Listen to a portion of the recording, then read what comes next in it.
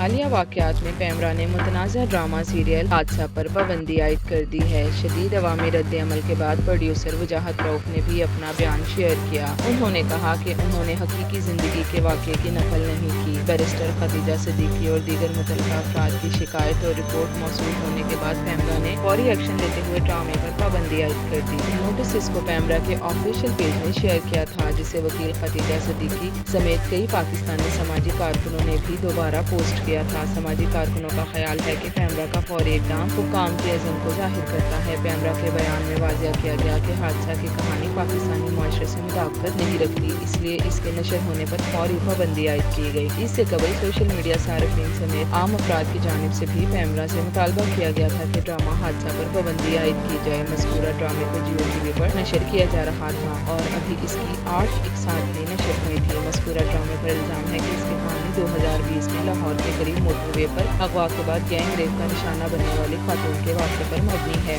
مذکورہ ڈرامے کی 4، 5 اور 6 اقساط میں حدیقہ کیانی کے موٹر وے پر اغوا، ریپ اور پھر ہسپتال میں زیر علاج رہنے کے مناظر دکھائے گئے تھے۔ ڈرامے میں موٹر وے سے اغوا کے بعد گینگ ریپ کا نشانہ بننے والی خاتون کا کردار حدیقہ کیانی نے ادا کیا ہے، جبکہ ان کے شوہر کا کردار علی خان نے ادا کیا ہے۔ ڈرامے کی چوتھی قسط نشر ہونے کے بعد ہی لوگوں نے اس پر شور مچایا تھا اور اس پر پابندی کا مطالبہ کیا تھا۔ تاہم لوگوں کی جانب سے ڈرامے پر تنقید اور اس پر پابندی عائد کیے جانے کے مطالبے کے بعد حدیقہ کیانی نے اپنی سوشل میڈیا پوسٹس میں دعویٰ کیا تھا کہ ڈرامے کی کہانی موٹر وے ریپ کیس کی نہیں ہے۔ اداکارہ نے انسٹاگرام اور ٹویٹر پر اپنے وضاحتی بیان میں کہا تھا کہ انہوں نے حادثہ میں کام کرنے سے قبل ڈرامے کی ٹیم سے بارہا پوچھا کہ اس کی کہانی موٹر وے ریپ کیس واقعے کی تو نہیں، جس پر انہیں نفی میں جواب دیا گیا۔ انہوں نے لکھا کہ وہ کبھی کسی ایسے منصوبے کا حصہ نہیں بن سکتی جس کے ذریعے کسی انسان کو تکلیف پہنچ رہی ہو۔ حدیقہ کیانی نے لکھا تھا کہ انہوں نے حادثہ کی کہانی بار بار پڑھنے اور ٹیم سے سوالات کرنے کے بعد یہ نتیجہ حاصل کیا کہ ڈرامے کی کہانی موٹر وے ریپ کیس واقعے کی نہیں ہے اور اس کے بعد ہی انہوں نے ڈرامہ سائن کیا تھا۔